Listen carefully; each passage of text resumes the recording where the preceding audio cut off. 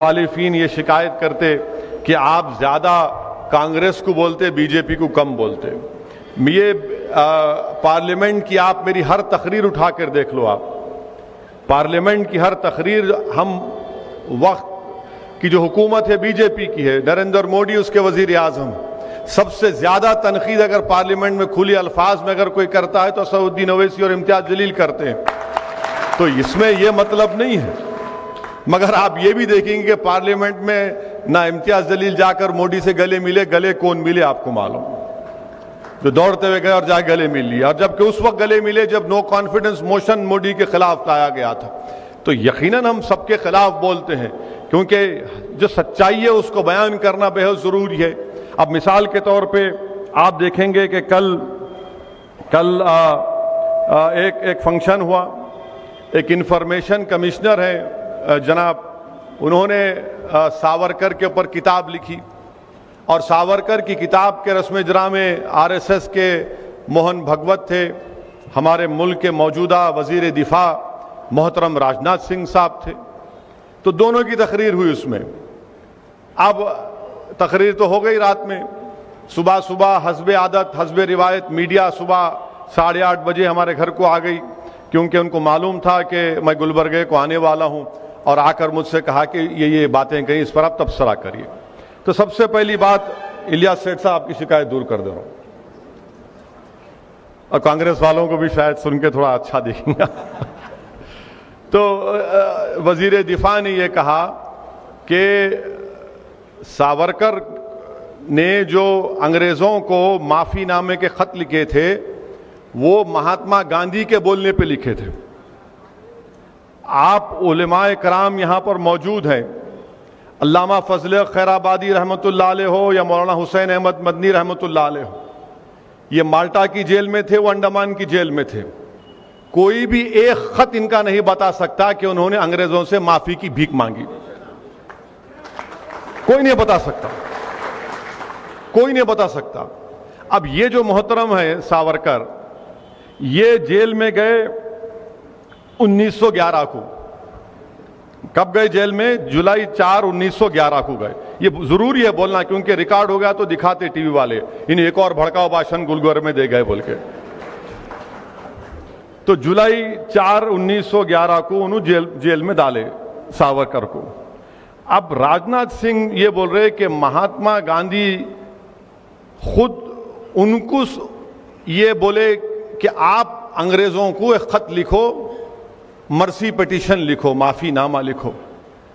मैं राजनाथ सिंह साहब से पूछना चाह रहा हूं कि आपको ये झूठ बोलने के लिए किसने मजबूर किया? 4 जुलाई 1911 को जब सावरकर को अंग्रेज गिरफ्तार करके काला पानी अंडमान में रखे, गांधी भारत में नहीं थे, साउथ अफ्रीका में थे राजनाथ सिंह साहब। वहां से क्या उन्होंने क्या प्लेन में उड़ के आके बोले या क्या, कैसा है? उतना प्लेन भी नहीं था जब, तो कुछ भी नहीं था। अब इन्होंने लंबी छोड़ दी है। अब ये समझे कि हम लोग हमारे कान में फूल है, हम नहीं देखेंगे, नहीं मालूम हमारे को मालूम, हम भी थोड़ा थोड़ा पढ़ते हैं, ज्यादा नहीं पढ़ते, थोड़ा थोड़ा पढ़े लिखे हैं। वो हम तेलुगु में बोलते हैं కొంచెం కొంచెం, लिटिल लिटिल। ये पहली झूठ इनकी। अब दूसरी बात यह है कि वो हो गया। फिर उसके बाद उन्होंने एक और माफीनामा लिखे नवंबर 14 को 1913 को, और तीसरा लिखे, और महात्मा गांधी भारत को कब आए? जनवरी 9, 1915 को। माने 2 खत लिख चुके थे अंग्रेजों को सावरकर। अगर वो अंग्रेजी का खत आपके सामने पढ़ूंगा, उसका तर्जुमा करूंगा, तो ये जितने संघ परिवार के लोग हैं आग बिगोला हो जाएंगे। इतनी तारीफ कर रहे अंग्रेजों की, आप ऐसे हैं, आप दरिया दिल हैं, मेरे को माफ कर दो। अरे ये बात बोलते ही नहीं है। हां, यकीनन गांधी का खत है, गांधी ने खत लिखा था, गांधी ने खत का जवाब लिखा था। गांधी ने उस खत का जवाब लिखकर ये नहीं कहा गांधी ने अपने जवाब में सावरकर को कि बेटा तू माफी मांग ले जाके, नहीं कहा गांधी ने खत मैं पढ़ के सुना देता हूं आपको। वो खत है, गांधी ने लिखा जनवरी 25, 1920 को, और गांधी इसमें खत में लिख रहे कि आई हैव योर लेटर, आपका खत मिला, it is difficult to advise you, बड़ी मुश्किल है आपको नसीहत का, आपको एडवाइस करना।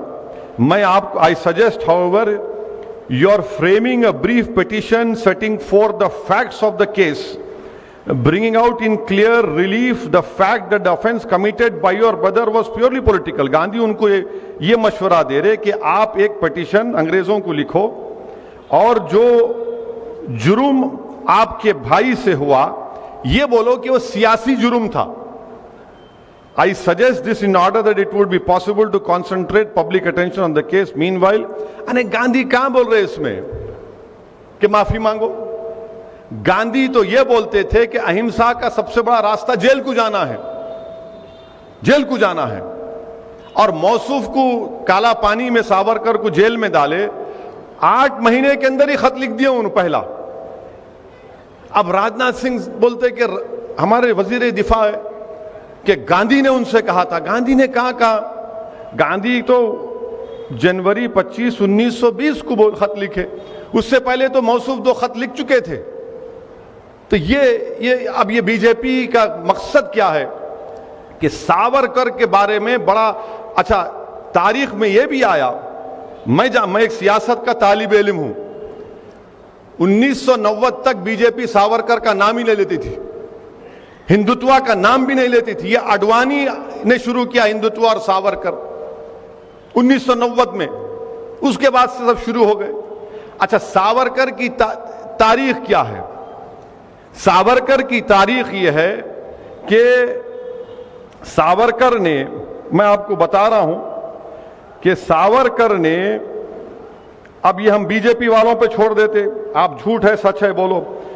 सावरकर ने 1900 आजादी मिलने के बाद 1947 में, क्या सावरकर ने नहीं कहा था कि मैं तिरंगे को नहीं मानता, मैं भगवा रंग को मानता?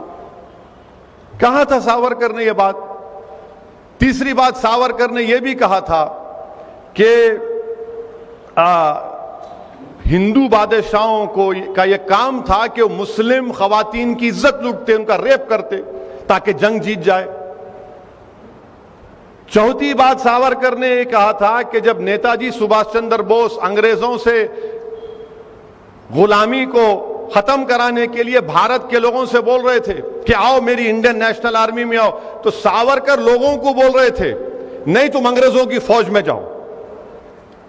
छठी बात, सावरकर ये तारीख में है, ये मैं को अपने दिल से नहीं, उससे नहीं मना रहा हूं मैं। 1939 में कांग्रेस और तमाम मुजाहिदीन आजादी ने फैसला लिया कि हम तमाम अपने अपने विजारत के ओहदों से इस्तीफा देते, तो सावरकर लिंगिंग तो वायसराय के पास जाके बोले नहीं हम नहीं देते, हम आपके साथ हैं, हम आपके साथ हैं। 19 सब अच्छा, ये बार बार बोलते मुसलमानों को 2 नेशन थ्योरी। अरे 2 नेशन थ्योरी की सबसे पहले बात करने वाला 1937 में सावरकर थे। सावरकर ने कहा कि हिंदू नेशन है और मुसलमान एक कम्युनिटी है। आप बोले, हम नहीं बोले। ना हमको सावरकर से मतलब है, ना जिना से मतलब था, हमारे को ना रहेगा कभी।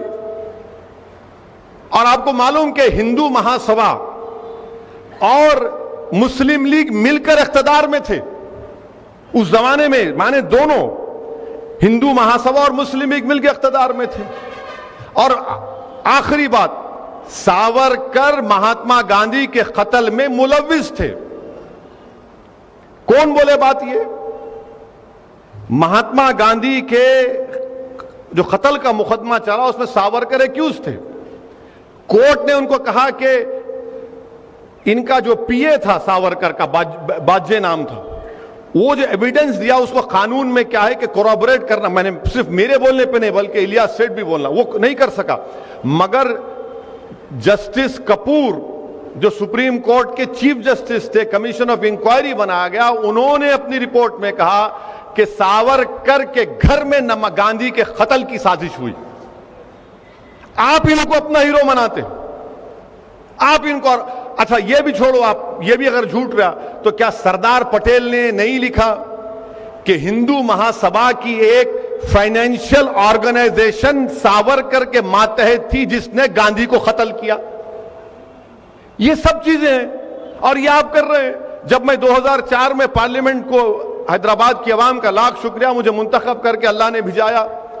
2004 में पार्लियामेंट के सेंट्रल हॉल में मैं गया तो जैसा वैसा बैठे हुए सेंट्रल हॉल, यहां पर गांधी की फोटो है और उसके राइट ऑपोजिट सावरकर की फोटो है।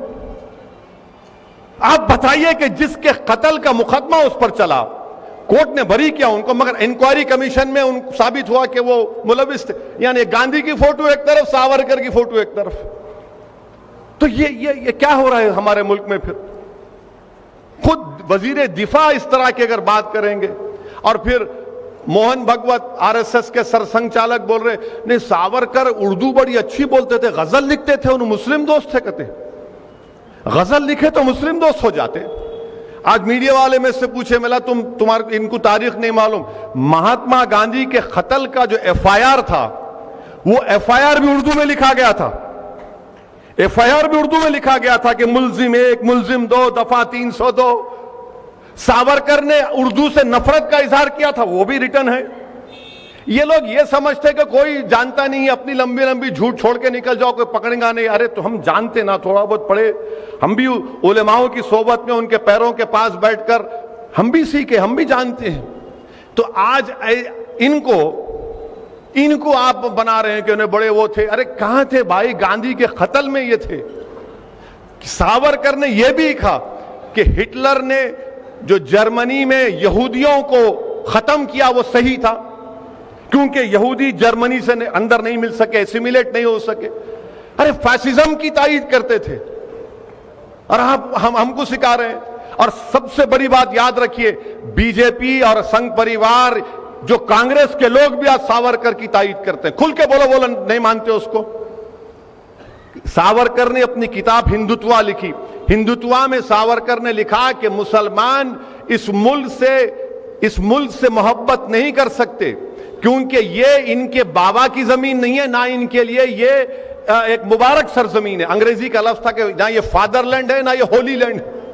इनका तो होली लैंड मक्का और मदीना में। अरे मक्का मदीना को नहीं पूछते, मक्का मदीना को हम खुदा नहीं मानते, हम जमीन और आसमान के खालिक को खुदा मानते। यह हकीकत है। मगर ये इनकी किताब में लिखा हुआ हिंदुत्वा, इनकी किताब है, पढ़ने अगर पढ़ने का मौका मिला तो पढ़िए आप। बाज़ाब्ता बोल रहे वो, और ये बोल रहे कि मुसलमानों को यहां पर सर्विट्यूड में रहना पड़ेगा। तो ये कल एक वजीर दिफा रहकर, संविधान पर, आईन पर ओत लेकर इस तरह की अगर बातें कोई करेगा तो आप खुद समझ जाइए कि मुल्क किस राह पे जा रहा है। मैं मीडिया से भी कहा और आज भी कह रहा हूं कि एक दिन एक वक्त आएगा, इसी तरह की अगर रविश बरकरार रहेगी, इसी तरह की ये नफरत बरकरार रहेगी, तो एक दिन आएगा कि इस मुल्क में बीजेपी संघ परिवार कहेगी कि अब बाबा कौम सावरकर है, गांधी नहीं है, और गोडसे मुजाहिदी आजादी है। यह सिलसिला अगर चलता रहेगा तो यह शिद्दत पैदा हो चुकी है। ये तारीख को तोड़ तोड़ कर आरएसएस जो है आधी सच बोलती और पूरा झूठ बोलती। इनकी हकीकत है पूरी चीजों में।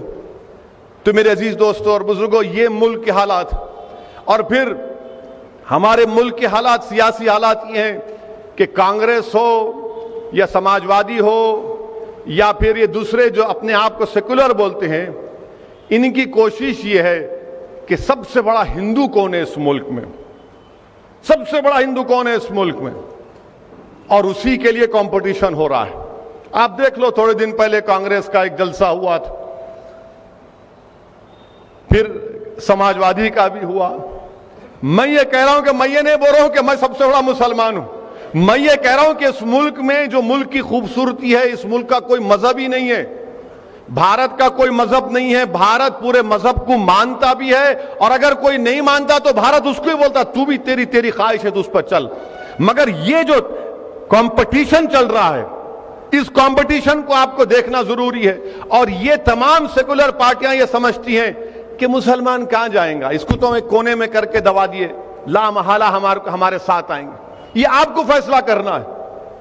क्यों जाएंगे मुलामा आला? क्योंकि हम मजबूर हैं इनके साथ जाने के लिए।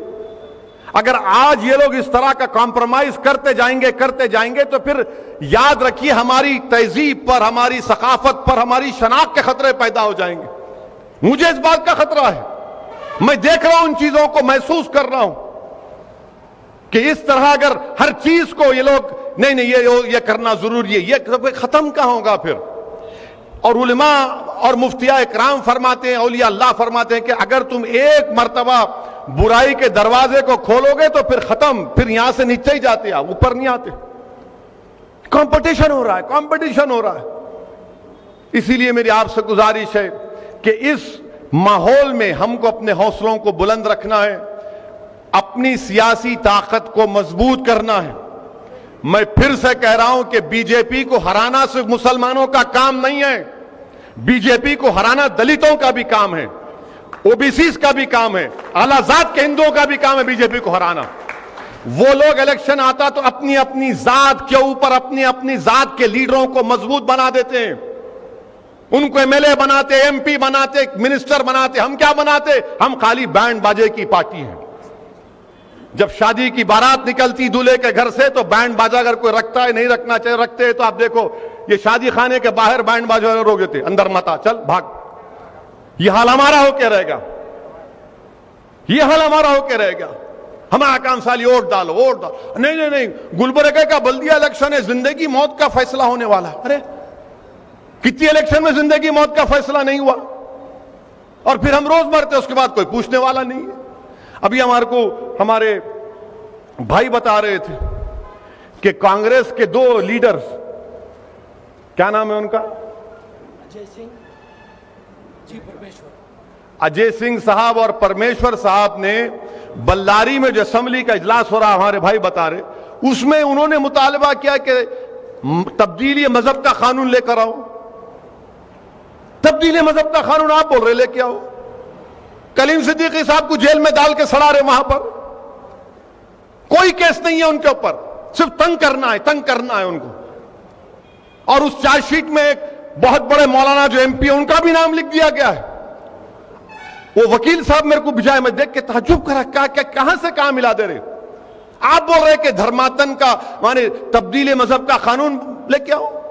क्या ये पॉलिसी है कांग्रेस पार्टी की? क्या आप बोल रहे, आपके बड़े बड़े लीडर्स बोल रहे कि कन्वर्जन का कानून लेकर आओ बल्लारी में जो असेंबली का इजलास होने जा रहा है? मैं मजहब अगर बदल रहा हूं, अगर कोई इस्लाम कबूल करता है तो मुल्क को क्या खतरा है इसमें, बताओ मेरे को तुम।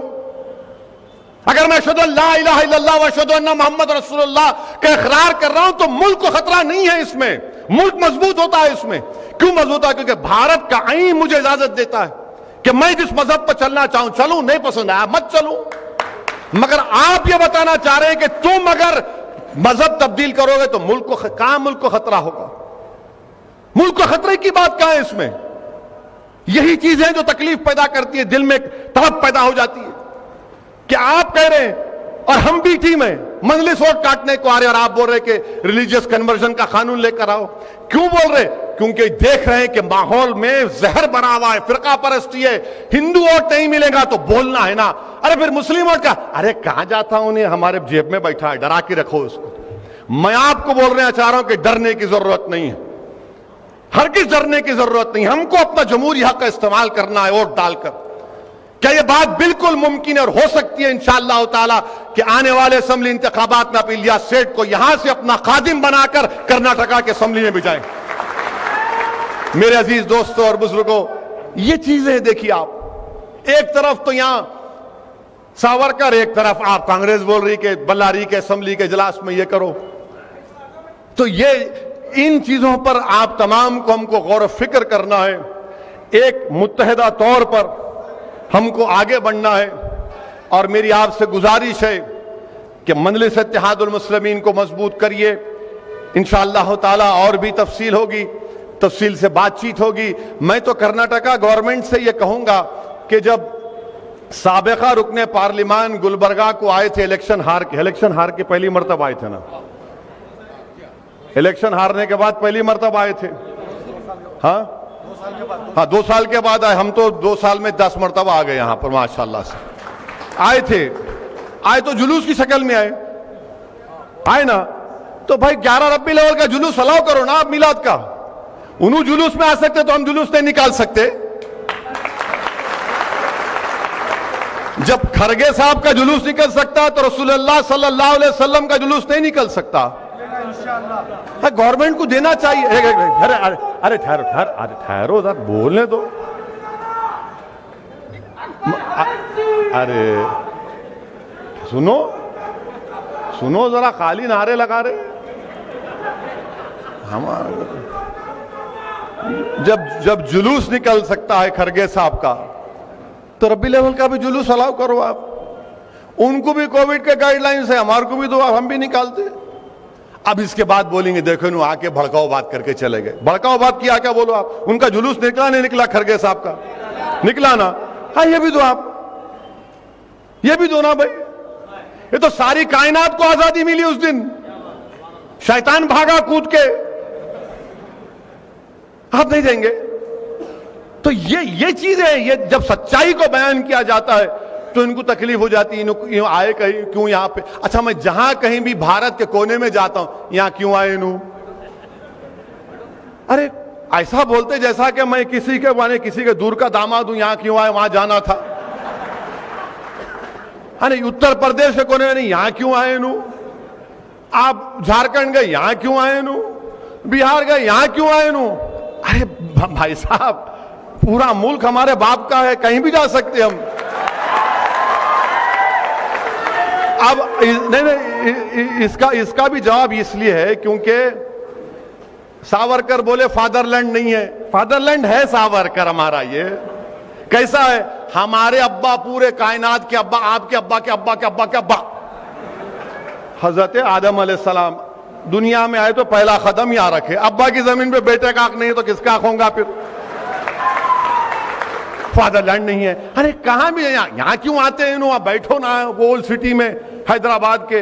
अरे भाई वहां बैठने बेचैनी होती, बैठा तो मेरे को एक जगह नहीं बैठ सकता, मेरे को तकलीफ होती है। मेरे को जब देखता हूं सुनता हूं तो कोशिश करना मेरा काम है। ये हमारे तमाम साथियां हैं। क्या कौन सी दौलत है बताइए जो मैं इलियास सेठ से ले रहा हूं या मैं उनको दे रहा हूं? अल्लाह जानता है क्या है। सिर्फ एक तड़प है, एक जज्बा है कि नहीं हमारी आवाज होना, गरीब मजलूम अवाम की, मुसलमानों की एक आवाज होना, एक ताकत दिखना, हमारे वोट की वैल्यू होना, हमारे मसाइल हल होना। यही तकलीफ है, जो सब चीज है जो नौजवान समझ चुका है। तड़प है नौजवानों में। तो मेरी आपसे गुजारिश है कि आप जितना हो सके मजलिस की मदद करिए, खास तौर से अपनी दुआओं से। रात के अंधेरे में जवाब उठेंगे तो एक लफ्ज इस जमात की कामयाबी के लिए अल्लाह की बारगाह में अर्ज करिए। यकीनन अहले दिल की जबान से निकले हुए कलमात अल्लाह की बारगाह में कबूलियत का बाइस बन सकते हैं। वाखिर दावान अल्हम्दुलिल्लाहि रब्बिल आलमीन।